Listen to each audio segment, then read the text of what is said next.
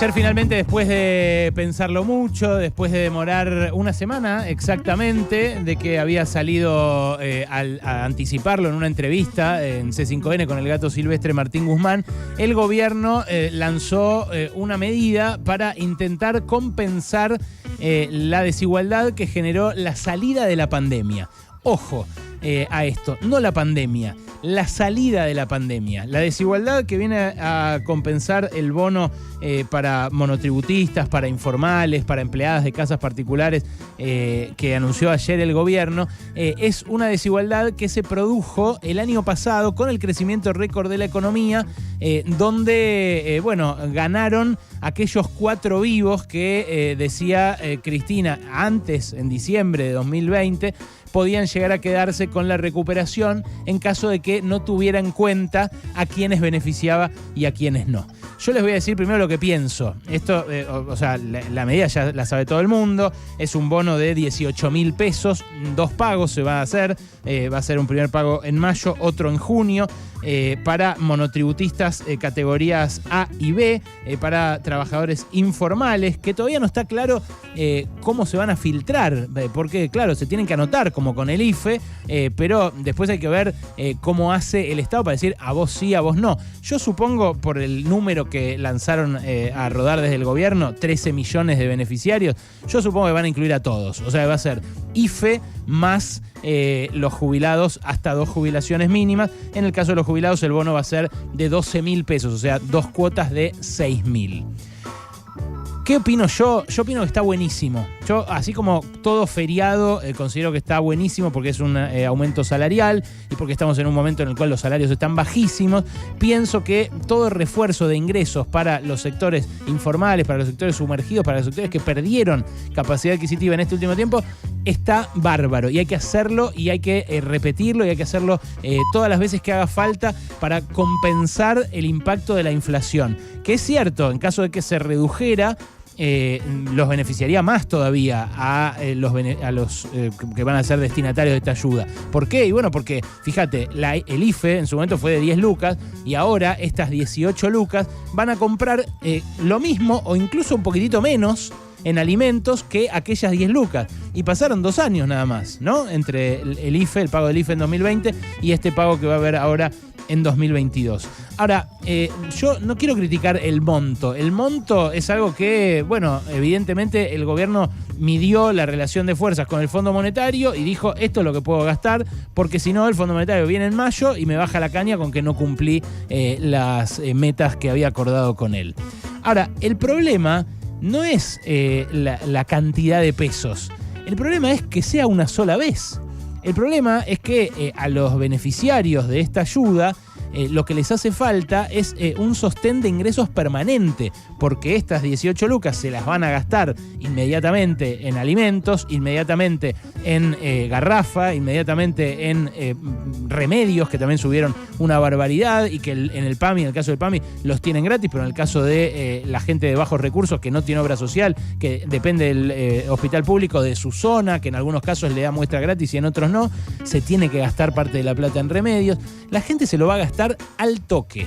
Son entre 150.000 y 200.000 millones de pesos que se van a volcar al consumo y que se van a volcar al consumo inmediatamente, lo cual a su vez va a generar demanda y a su vez va a generar que haya más movimiento en empresas que por ahí emplean más gente. En fin, una típica redistribución pro mercado, pro consumo que puede llegar a fomentar, digamos, un rebote mayor este año en caso de que no se vaya todo a precios.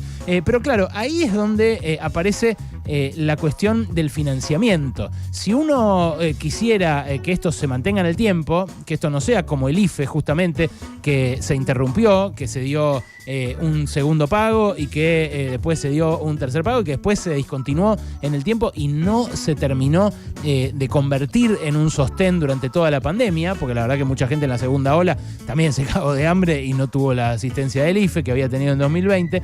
Pero para pensar en algo así hay que pensar en un financiamiento, porque si no, sí sería pensamiento mágico de que se pueden imprimir pesos infinitamente y darle 18 lucas o 20 lucas por mes a 13 millones de personas. No es así. Lo que habría que hacer para reducir la desigualdad que generó la pandemia y que antes generó Macri, porque se están haciendo los distraídos desde la oposición, pero buena parte de esta desigualdad también la generó el desbarranque del modelo de Macri en 2018 y 2019, lo que tendría que haber es una forma de financiarlo. Esa forma de financiarlo genuinamente, o sea, sin deuda, tendría que tener que ver con un impuesto a los que se beneficiaron tanto durante la pandemia como durante el desbarranque del modelo de Macri. Y eso es lo que el gobierno ayer presentó de manera realmente dubitativa, por decir algo generoso, ¿no? Un impuesto, dijeron, para empresas que hayan ganado más de 1.000 millones de pesos, un impuesto que tenga que ver con esas ganancias, pero solamente las afecte en el caso de que hayan sido extraordinarias por efecto de la guerra o de la pandemia. Y la verdad, un impuesto que ni siquiera sabemos cómo es, porque ni siquiera hay 2 paginitas que digan cómo puede llegar a ser. No hubo ninguna precisión respecto de ese financiamiento y a pesar de que no hubo ninguna precisión respecto del financiamiento, la oposición ya salió a rechazarlo. Ayer nosotros entrevistamos a Gerardo Milman y mucha gente durante la tarde lo comentó porque, claro, fue muy extremo. Gerardo Milman dijo: no conocemos el proyecto de impuesto a la renta inesperada, pero es inconstitucional. ¿Y cómo sabés que es inconstitucional si todavía no se conoce el proyecto? Bueno, saben que es inconstitucional porque saben que los jueces van a declararlo inconstitucional y porque saben que la relación de fuerzas política hace que de ninguna manera vaya a pasar ni siquiera ese impuesto por el Congreso. Pero claro, eso es hipócrita, porque la oposición se la pasa diciendo que quiere equilibrio fiscal, que no quiere déficit. Pero claro, el equilibrio fiscal se puede lograr de 2 maneras: recortando gastos, no dando, por ejemplo, esta ayuda a la gente que perdió frente a la inflación en estos últimos meses y estos últimos años, o también se puede lograr el déficit fiscal aumentando los recursos, recaudando de quienes generaron justamente esa renta extraordinaria. Ayer lo dijo muy nítidamente José Luis Espert, dijo: nos revientan a impuestos. Y fíjate vos, qué interesante. Él dice: nos revientan a impuestos, cuando los alcanzados por este eventual impuesto sería una mínima fracción, menos del 1% de la población que es beneficiaria final de estas empresas, como accionista, como gerente o como lo que sea que sean. Y claro, esa gente, paradójicamente, paga poco impuesto en la Argentina. O sea, es mentira flagrante lo que dice Espert. A los que recargan con impuestos es al resto, para no cobrarle impuestos a esos ricos y mega magnates y multimillonarios a los cuales Espert defiende.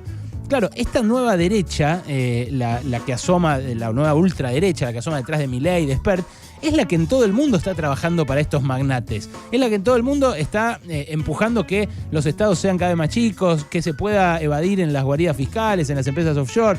¿Por qué? Y bueno, porque pueden, porque son la reacción defensiva de esa élite de un botín, una masa de capital, una masa de dinero que nunca antes la élite económica había amasado en la historia del capitalismo.